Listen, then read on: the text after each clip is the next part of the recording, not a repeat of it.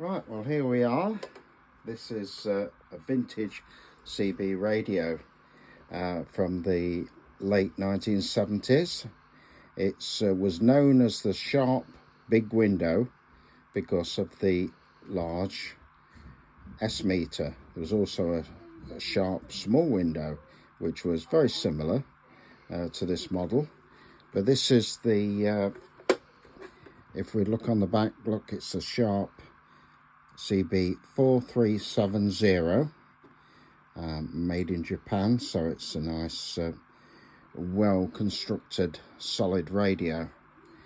I originally had one of these, although I was a licensed amateur from 1975 when the CB boom kicked off in about 1977 in this country. I wanted to be a part of it because it was all a little bit naughty and exciting. So I went to a local shop nearby who were legally entitled to sell CB accessories, but they weren't legally able to sell these imported American AM CB radios. So it was a very much under the counter sale. So I came away with this one and very pleased with it, and used it on 27 megs AM at the time. It must have been around 1978, 1979, if I remember correctly, and it was very busy then, and every man and his dog wanted a CB radio, and a very nice model this one is too. Very simple, basic, but quite pleasing on the eye. Squelch, volume, automatic noise limiter, delta tune, up and down, and channel. So that's what I used, and what happened to it I'm not sure, but I didn't have it for too long. But recently I thought I've got to get another one, and there's not too many of these about, but I did manage to find one on the auction site. So I did purchase that, and I got it home, and it worked for a short time. And then it didn't work any longer on transmit or receive. So the problem was, I'll just take the bottom panel off this radio so you can have a look inside. Just disconnect the loudspeaker there so you can take it away. So we'll just look at this. This is the phase lock loop printed circuit board, which fits perpendicular to the main circuit board. So that's where the fault was.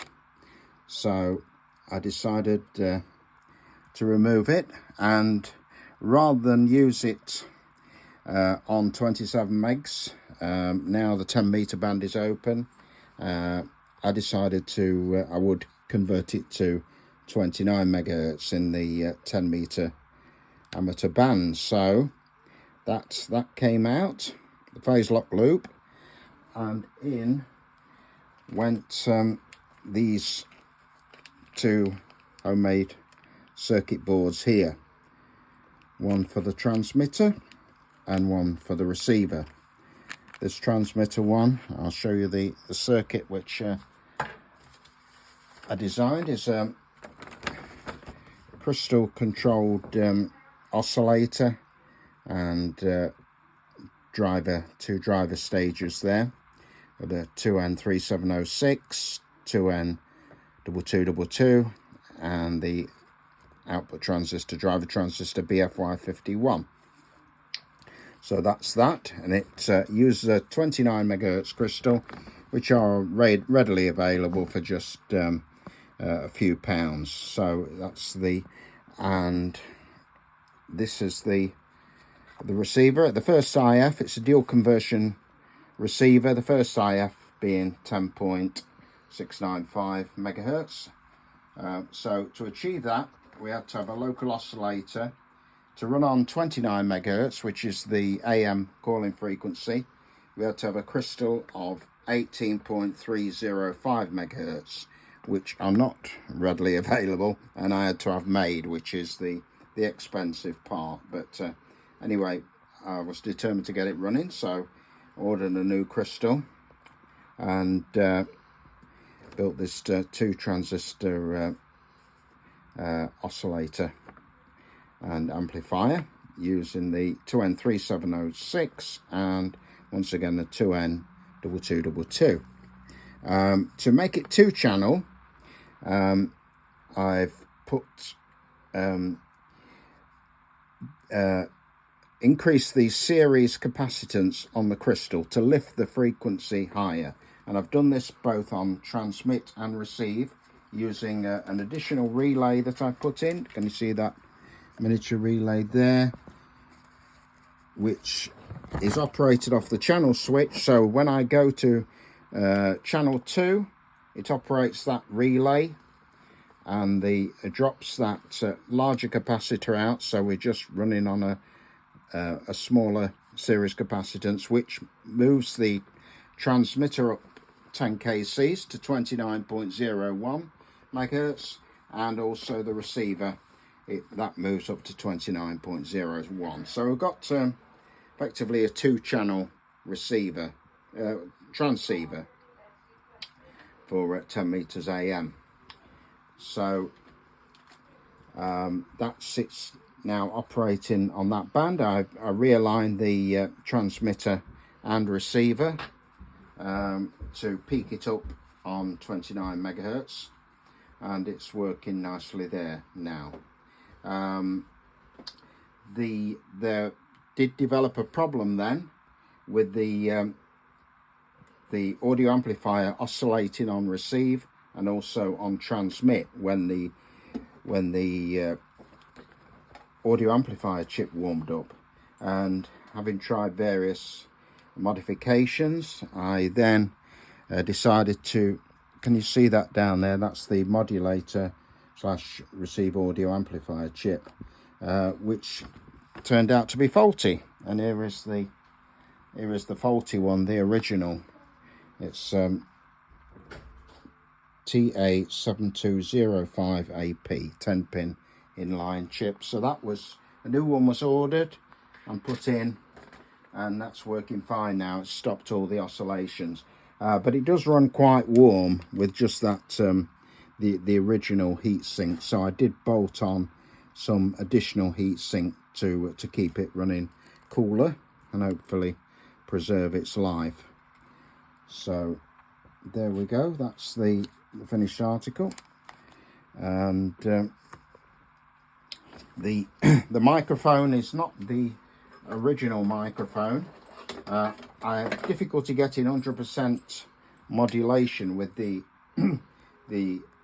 normal microphone. So what I did is change the insert to a Pi insert, which is out of a PMR Pi Westminster, the AM microphone, which I found to be excellent for AM. They're very crisp and of high level output. So now I'm getting 100% modulation where I wasn't using an original CB microphone. So there's an audio limiter there which is turned up to maximum to give me full mod. And with the transmitter aligned, I'm getting 5 watts of carrier output, which I will show you in a minute. So what I'll do now, I'll put the panel back and connect it up to some power and let you see it working. Right, here we are. I'm going to power the radio up now. There we go. Volume. And I've just got it connected to this dummy load power meter. So it's going to demonstrate the output power now. Press the push to talk, and you can see that's almost 6 watts. Can you just almost 6 watts we've got output, so that's very good. I've tuned it all, aligned it all up, So we'll just this is a modern radio. Had this in the past year, CRT 7900 and 29 megahertz there, so I just monitor the my modulation on that. So there we go, bit of feedback, but that's that's proving the transmitter. And what I'll do, just swap the coax over from the dummy load to the antenna, and we're doing better put the adjust the squelch before we get deafened. So that's on the antenna, which is a half-wave end fed, otherwise known as a silver rod cut down CB antenna. So there we are, and you can see, you can hear the noise is quite high there. It's well, it's a lazy S meter. It is higher than it normally is, but there's a local amateur who I speak to every day, almost, on 10 meters, and we have a good old rag chew on 29 AM, so I think he's going to be there. We'll give him a shout.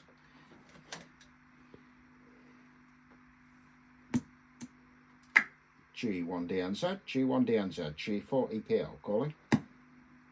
Yeah, G4EPL, G1DNZ. Yeah, okay, Graham. I've still got that local QRM on this channel, so can we go 10 kc up to 29.01? Yeah, 29.01. So we're moving up now to channel 2, which just took us up to 29.01. And DNZ on frequency. yeah, G1DNZ, G4EPL. Okay, Graham. Much clearer on this channel. I'll have to find out where that noise is coming from. So I'm just demonstrating this Sharp CB radio. You've known me testing it for some time now. I had quite a few issues with it, but I think we've got it all sorted out now. It's been fine for the past few days. So I wonder how it sounds tonight. Your 5.9 plus about on this S meter about plus 20. So you're not too far away. Good signal. So back to you from G4EPL. Yeah, G1DNZ. Good S8 with me. Readability fine, no problem. Minimal noise and good audio. It's certainly working. It's settled down nicely now. You've got rid of that problem with the audio chip. Just listening to 60 as well, and bands seem to be wide open this evening. Not heard much around, but still coming through loud and clear. G1DNZ. Yeah, G4EPL. Yeah, it's usually quiet on the band this time of evening, isn't it? But anyway, it's good that you're there. We can do this test, so thanks for that. So I will close with you now, but I'll maybe catch you later on or tomorrow, Graham. So thanks for the test, and some 3. G1DNZ, G4EPL. Yeah, 73s, that was managed to help you check it all through and see how it goes. 73s, G1DNZ. Yeah, cheers. So there we are. That's how it works in on the air, and quite pleased with it now. Nice little radio to complement the others, vintage and more modern. So new life into an old radio. So thank you for watching.